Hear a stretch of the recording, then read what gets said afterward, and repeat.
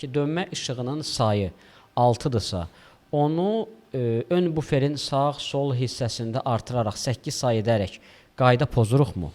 Ümumiyyətlə, Sovet maşınlarında səhv etmirəmsə 4 dənə dönmə işıqları idi. İkisi qabaqda, ikisi arxada. Sonra yavaş-yavaş bu gəldi, güzgülərdə oldu, sonra krilolarda qoyuldu və s. Düşünürəm ki, dönmə işığının sayını artırmaq, düzdür, qanunvericilikdə deyilir ki, nəqliyyat vasitəsinin konstruksiya tələblərinə saydan Amma söhbət. standartlarda sayı yoxdur ya.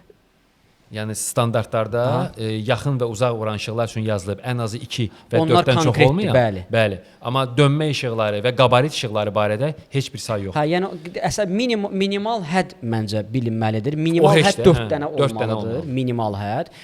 Maksimalda qeyd etdiyim kimi, yəni təbii ki, abartmamaq şərti ilə dönmə siqnalını görsənsin deyə düşünürəm ki, bir problem olmamalıdır.